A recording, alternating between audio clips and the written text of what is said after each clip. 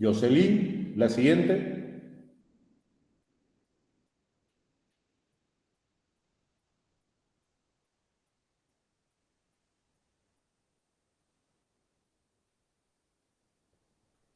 Un momento, doctor.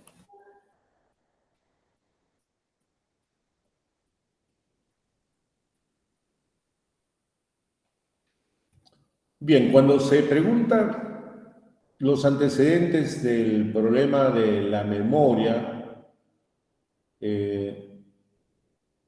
diversos autores en décadas pasadas consideran que en el sentido más amplio, el aprendizaje es la adquisición de conocimientos y la memoria es el almacenamiento de una representación interna de tal conocimiento. Es decir, la memoria es tener un almacenamiento con capacidad de poder ordenar los conocimientos en diversas áreas y luego evocarlas, tenerlas a mano cuando uno lo necesita. Esta es la idea de Blake Moore. En el año 85, este pionero Herman, en un estudio experimental de la memoria, al haberse utilizado a sí mismo para estudiar fenómenos básicos, como las curvas de aprendizaje, las curvas del olvido, e inventar sílabas sin sentido para dicho propósito. Desde 1950 se produce un avance en las concepciones cognitivas y se desarrolla el estudio de la memoria dentro del enfoque de procesamiento de información. En realidad, de alguna forma, nuestro sistema de aprendizaje y memoria es como un procesador tipo computadora. La siguiente. Entonces, la memoria significa codificar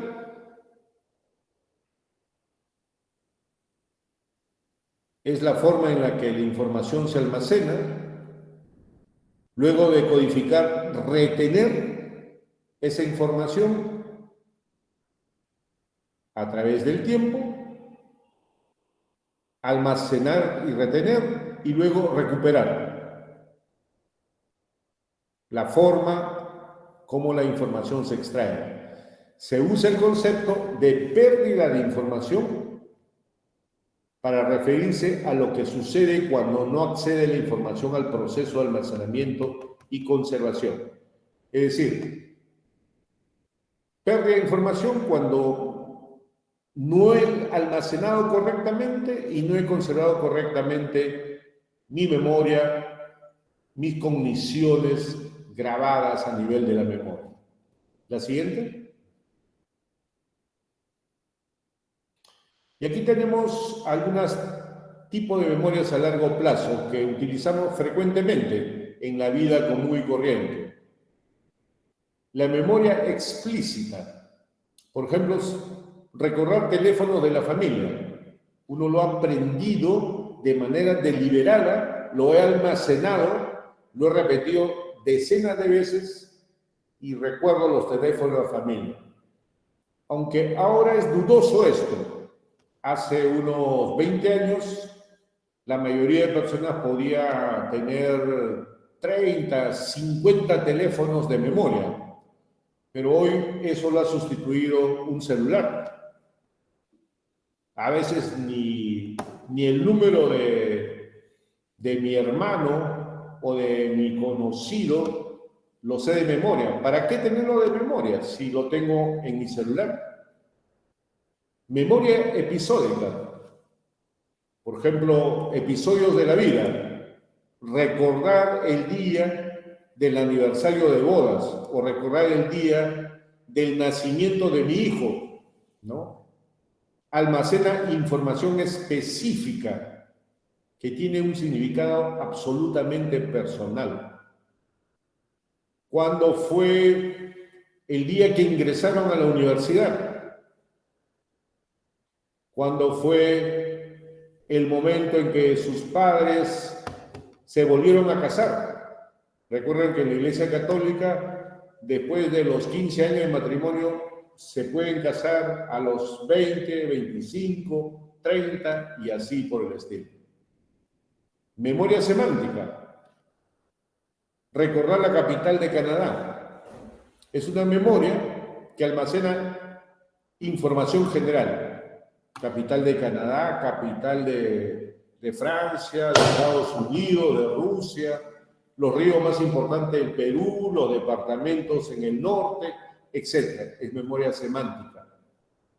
Que es diferente a la episódica, que tiene que ver con cosas personales, de significación personal.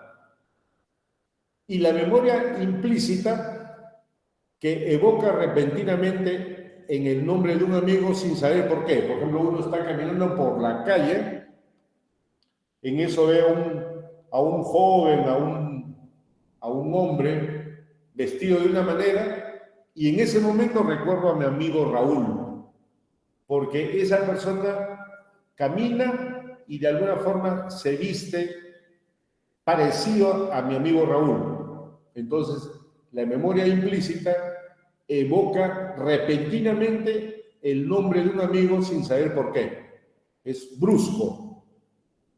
Los hechos nos permiten recordar. Uno va a un restaurante y en ese momento recuerda que en ese restaurante hace 10 años tuve la primera cita de amor con mi ex. O voy a un teatro y recuerdo que en ese teatro estuve con toda mi familia para ver una obra determinada, etcétera, etcétera. Entonces, no olvidar, pues, las diferencias entre memoria explícita, episódica, semántica e implícita. La siguiente.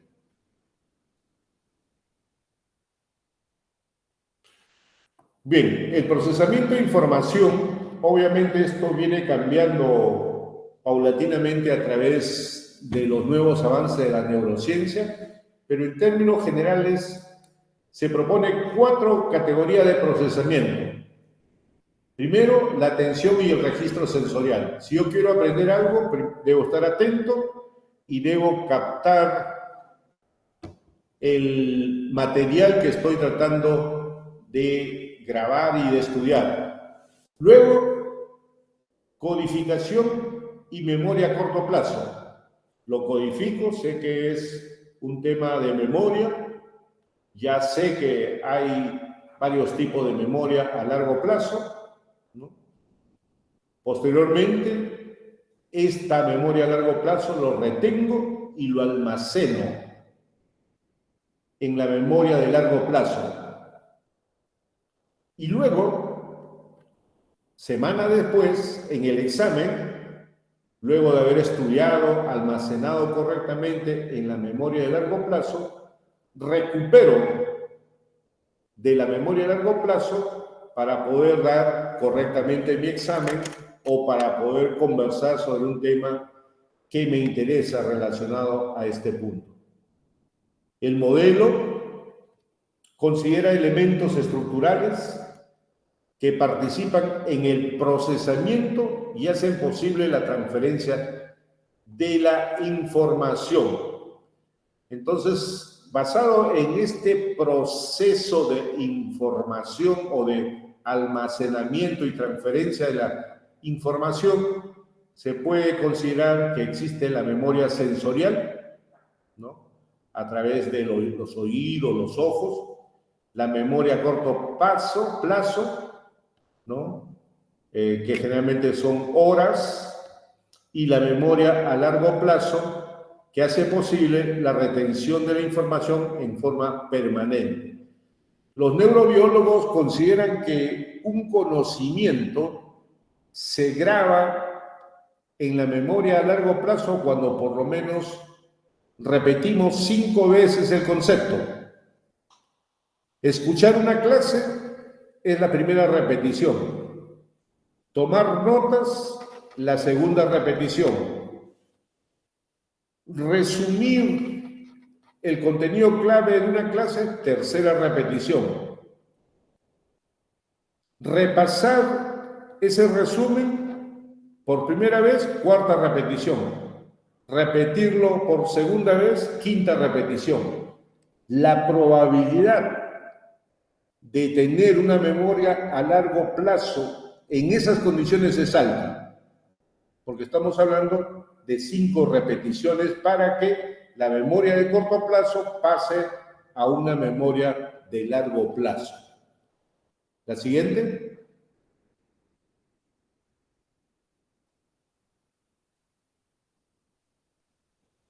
Bueno, y aquí se explica brevemente el concepto de cada una de esas memorias, ¿no? La memoria sensorial proporciona un informe preciso del ambiente como lo experimenta el sistema sensorial. Es una especie de copia literal del estímulo. Por eso la memoria sensorial se relaciona en forma estrecha, ¿no?, con el registro, y es probable que sea más preciso y útil considerarlo como parte del proceso de percepción. En realidad, la memoria sensorial es ojos, oídos, principalmente. La siguiente.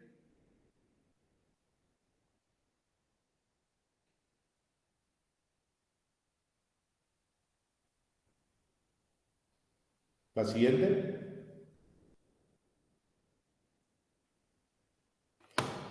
La memoria de corto plazo, menos de una centésima de toda la información sensorial que cada segundo impacta sobre los sentidos humanos alcanza la conciencia.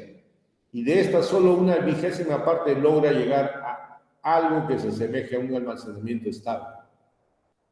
Parte de la información de la memoria sensorial se pasa a la memoria de corto plazo, lo que permite que se almacene la información durante el tiempo suficiente como para utilizarla, y por esta razón con frecuencia se le denomina memoria funcional, es decir, memoria a corto plazo o memoria funcional.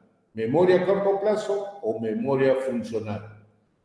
Puede mantenerse información de la memoria a corto plazo de 15 a 30 segundos, pero puede extenderse mediante ensayo o repetición a muchos minutos.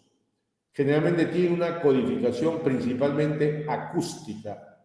Codificación principalmente acústica. Por eso es importante escuchar las clases, no solamente leerlas, como algunos alumnos se han acostumbrado por la pandemia. La siguiente.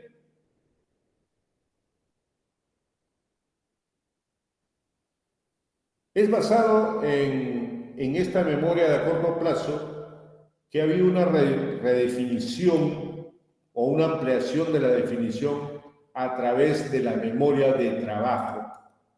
Este modelo, ¿no?, redefine el modelo de memoria a corto plazo, que realizando tareas como retener 8 dígitos que se suponía deberían ocupar toda la memoria a corto plazo, todavía se pueden ejecutar otras tareas que implican un uso de la memoria a corto plazo. Se necesita la memoria de trabajo para mantener los objetivos y los subobjetivos en la resolución de problemas. La memoria de trabajo también es necesaria para la comprensión del lenguaje, para almacenar información parcial sobre un texto pronunciado o leído mientras se codifica el resto. Los procesos de comprensión pueden trabajar sobre la información almacenada temporalmente para producir un significado coherente para el texto completo. Es decir, no solamente la memoria a corto plazo significa grabar literalmente lo que estoy escuchando o lo que estoy leyendo, sino es trabajar con el contenido e ir formando ya determinadas áreas de conocimiento a partir del cual en el futuro será llevada a la memoria de largo plazo. La siguiente.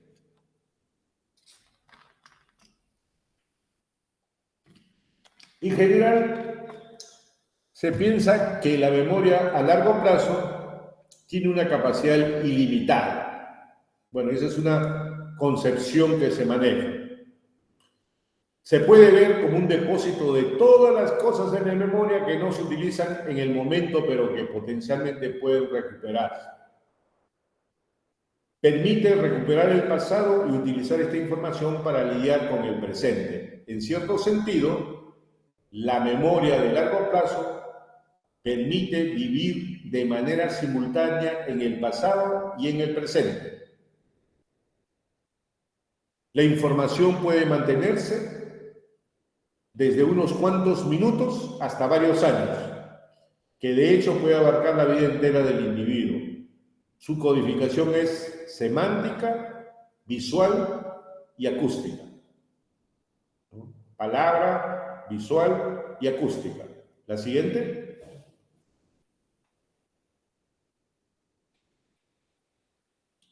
Cuando pensamos qué psicopatología de memoria podemos tener, desde el punto de vista cuantitativo, podemos observar hipomnesias, es decir, disminución de la memoria, hipernesias, aumento de la memoria, y amnesias, que es ausencia de la memoria.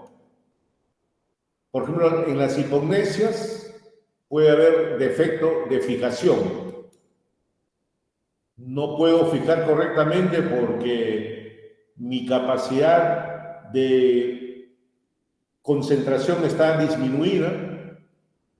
Defecto de evocación, no puedo evocar lo que acabo de escuchar. No lo recuerdo, a pesar que lo he escuchado hace un minuto. O desgaste de conservación. Por exceso. En las hipernesias se puede ver exagerada acumulación de información y posterior evocación.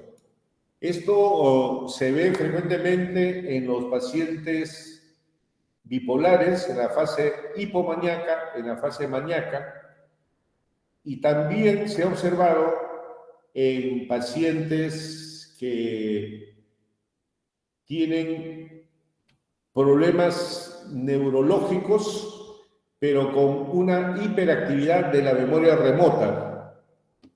Por ejemplo, hay formas de retraso mental donde el paciente, a pesar que tiene un retraso mental, puede grabar, por decir, 1000 teléfonos en poco tiempo, ¿no? Entonces, eso son fenómenos neurológicos que se han observado. Por ausencia, una amnesia de evocación, no puedo evocar, no puedo recordar, no puedo fijar, o de repente me olvido lacunarmente todo lo que pasó el día de ayer porque tuve un problema severo, un accidente de tránsito que de alguna forma me impactó.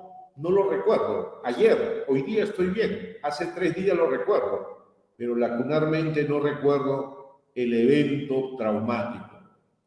O una amnesia psicógena o selectiva.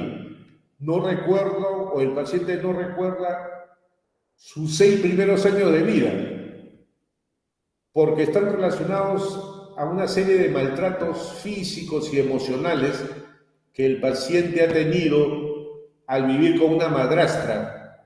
Y como una forma de mecanismo de defensa, el paciente no recuerda o recuerda escasísimamente los primeros 6 años de su vida. Lo siguiente.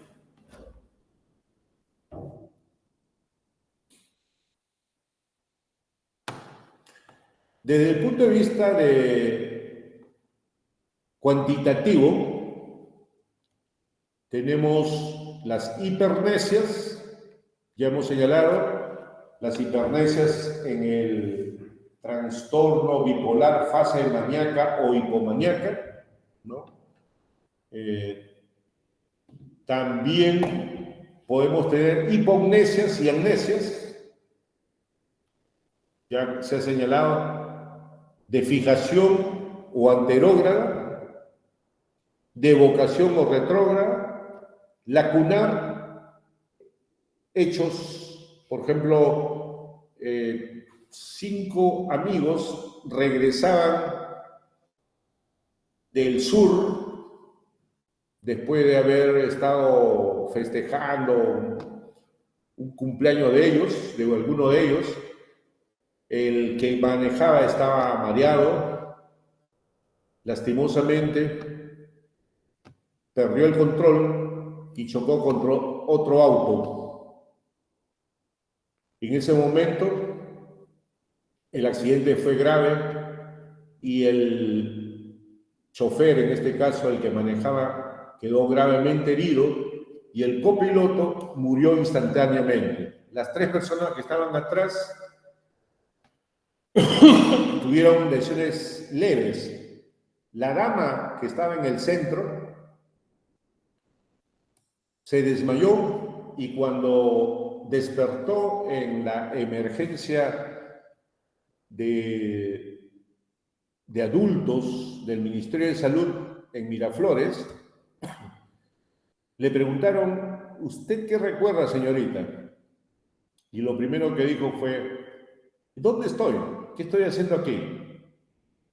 Y le preguntaron, ¿usted no recuerda que hace un par de horas ha tenido un accidente? No, yo no he estado con nadie, yo he estado en mi casa.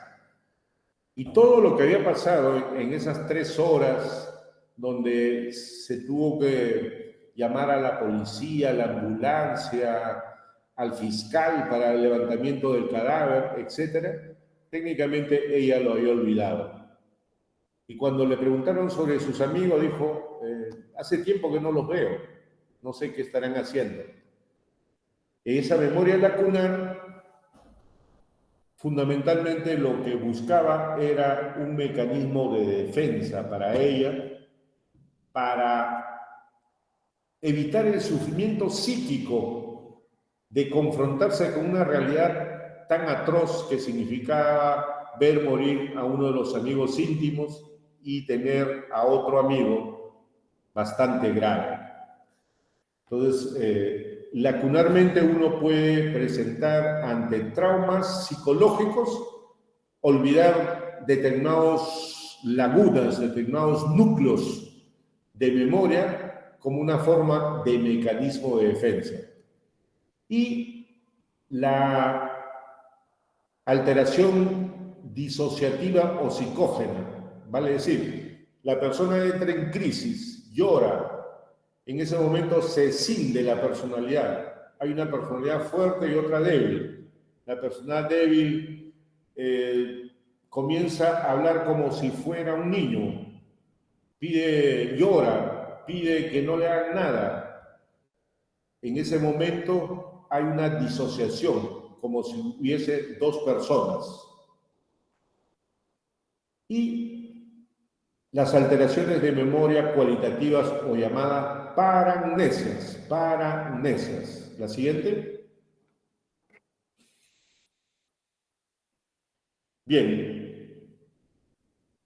En las hipernesias, o sea, aumento de la memoria, aumento en la facilidad en el proceso de evocación de recuerdos, ¿no?, de tipo global o panorámico, se encuentra en situaciones límites. Por ejemplo, una persona agónica que está a punto de morir, se ha descrito en la literatura, presenta como un flashback minutos de su vida desde que tiene 3 años y recorre la película a los 10, 15, 20, 30, 40 años, como si fuera una especie de filme que está guardada en el cerebro.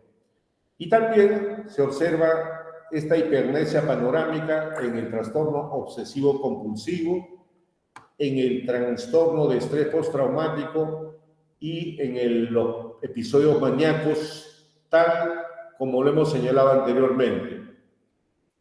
Puede haber una hipermnesia selectiva, donde las personas pueden aprender cientos y a veces miles de números, de nombres, en sujetos con inteligencia límite, vale decir, retraso mental límite, pero que tienen la capacidad de grabarse 1000 nombres en pocos minutos o 2000 números en una media hora. A ellos se les conoce como sabios de salón. Sabios de salón. Son personas prodigiosas en una memoria concreta, en una inteligencia límite propiamente dicho.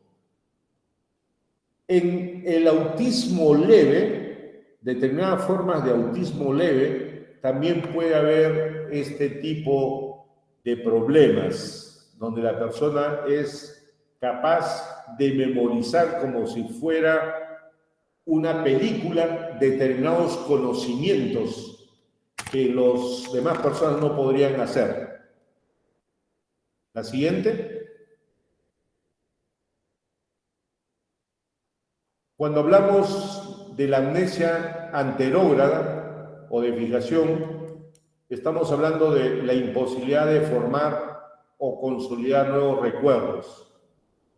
Por el problema que ha tenido, por el accidente cerebrovascular o por una migraña marcada, hay imposibilidad de formar recuerdos. En el grado extremo, el paciente no se acuerda de lo que acaba de hacer. Hace media hora que estuvo haciendo una contabilidad, pero no recuerda. Y en esa medida que no recuerda, muchas veces los pacientes inventan o rellenan esa parte de su memoria con cosas que no son reales. A eso se llama confabulación. Confabulación. Rellena los vacíos de la memoria con invenciones. Por ejemplo, ¿qué hiciste hace media hora? Estuvo trabajando un manual de contabilidad. Dice, hace media hora estuve almorzando. ¿Con quién? Con mi tía. ¿Y qué almorzaste? Almorcé, por decir, una sopa guantán. Le vuelven a preguntar a los 2 días y dice lo mismo, pero ya con cambios.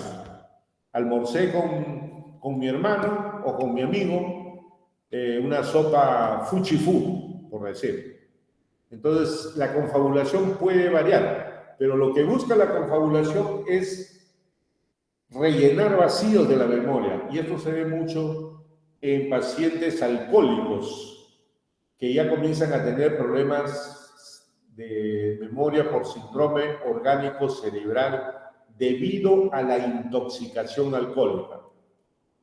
Y también se puede ver en accidentes cerebrovasculares, en tumores, en síndrome de Korsakoff, etcétera, etcétera. La siguiente.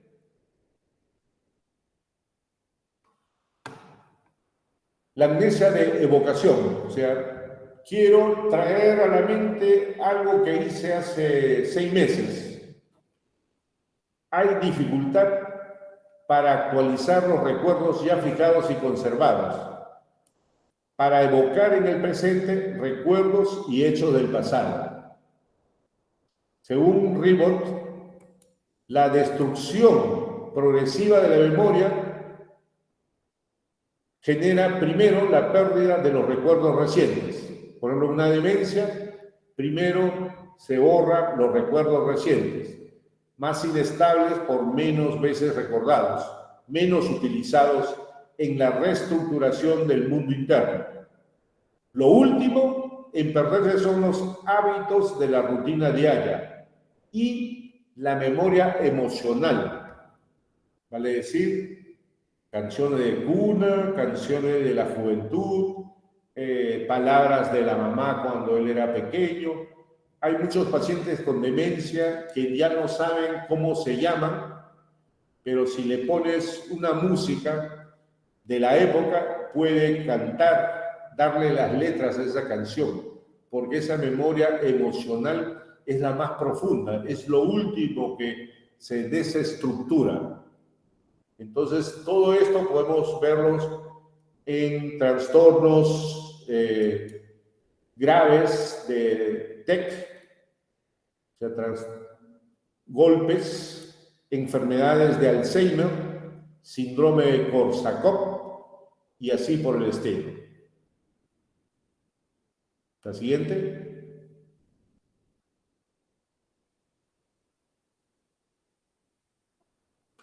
Ya hemos hablado de esto, de la amnesia lacunar, que es la pérdida de los recuerdos de un periodo preciso y limitado en el tiempo, en el que se padeció un trastorno del nivel de conciencia, en alguna forma de epilepsia, secuelas de TEC, secundario a consumo de tóxicos, por ejemplo, los llamados blackouts del alcohol. Los blackouts son apagones, son olvidos. El individuo tomó toda la noche en la discoteca. Al siguiente día aparece en su casa y no recuerda qué hizo entre las 2 y 4 de la mañana. Y generalmente en ese periodo ha hecho un desmán. Peleó, golpeó, fue detenido por la policía per se lo ha llevado a su casa y en la mañana que se despierta ha olvidado todo lo que ha pasado. También puede haber, por el consumo de drogas como la cocaína, la marihuana y el uso indebido de las benzodiazepinas. La siguiente. En la amnesia psicógena o disociativa hay una incapacidad para recordar hechos o experiencias que conllevan sentimientos desagradables para el sujeto. Por ejemplo, traumas, deseos conflictivos, etc. Pero la persona, para no dañarse recordando, se escinde, se disocia. Y esto se ve en cuadros histéricos, donde la persona en realidad se escinde en personalidad, y el trastorno de estrés postraumático, que tiene que ver con los traumas graves que los seres humanos podemos pasar. Haber estado en un secuestro, haber observado la muerte de personas, en un terremoto, en un maremoto, etcétera, etcétera. La siguiente. Y finalmente, la paragnesia, donde el déjà vu, en español es déjà vu, pero en francés es déjà vu, es la ilusión de lo ya visto, ya oído, ya vivido, y lo contrario, jamais vu, jamás visto, nunca lo he visto, nunca lo he oído, nunca lo he vivido. ¿Qué significa esto? A veces pasa que vamos a una ciudad desconocida, estamos de viaje, por decir, se me ocurre pues Colombia, y nos vamos a la parte de la ciudad antigua de Cartagena. Entramos a una calle y bruscamente sentimos que estamos en Lima, porque la construcción española es exactamente igual que lo que podría ser el centro de Lima o alguna zona de Barrios Altos. En ese momento uno siente la sensación que ya ha vivido eso, a pesar que nunca llegó. También puede darse en otras condiciones, sobre todo de estrés, de trastornos disociativos. Entonces, el déjà vu, ya lo había visto. Pero puedo ir a un lugar que he ido muchas veces. Voy al Cusco. He ido 5 veces al Cusco. Entro a Sacsayhuamán y en ese momento siento que nunca he estado ahí, que es algo extraño. Y eso genera un sentimiento de angustia, de que algo estoy perdiendo, algo malo me está pasando.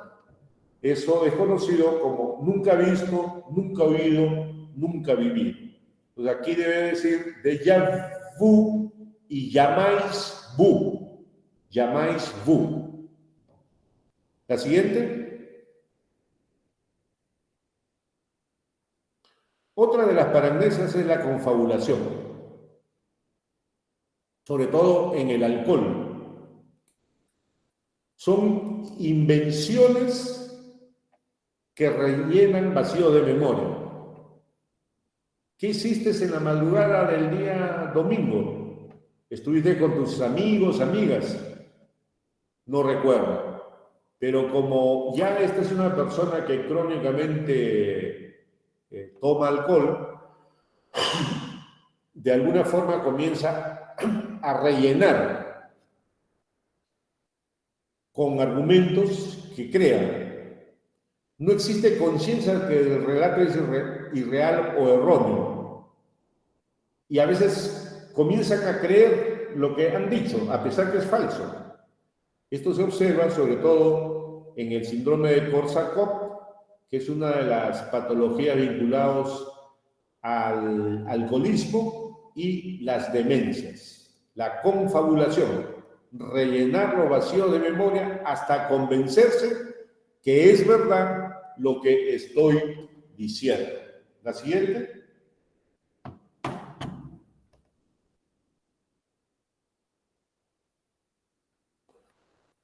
Y finalmente, creo que ahí es finalmente, la llamada pseudología fantástica, o llamado mitomanía, ¿no? En el argot del español común y corriente dice, no, este es un mentiroso patológico, es un mitómano. Entonces ya se usa incluso como un equivalente de mentiroso patológico. Miente, miente, que algo queda. Decía Goebbels en la Segunda Guerra Mundial cuando Alemania atacaba Europa. ¿Qué son las mitomanías? Invenciones que el sujeto acaba creyéndose. El objetivo es atraer la estimación del entorno, llamar la atención. La pseudología fantástica, la persona sabe que está mintiendo, sabe que lo que está diciendo no es verdad. En cambio, en el anterior problema, la persona miente y se la cree que está mintiendo. ¿En qué proceso se da pseudología fantástica o mitomanía? En los trastornos de personalidad histriónico o narcisista. Histriónico o narcisista. Es una forma de llamar la atención, de ganar estimación, de generar pues sentimientos de poder. Por ejemplo, la persona dice, viajé hace poco a Ucrania y pude caminar por las calles y he visto de que la guerra ha sido infausta, realmente la situación está mala. Entonces, la posibilidad de llegar a Ucrania en los últimos 6 meses es casi imposible, pero la persona dice que fue a Ucrania y cuenta historias con el fin de atraer la estimación, atraer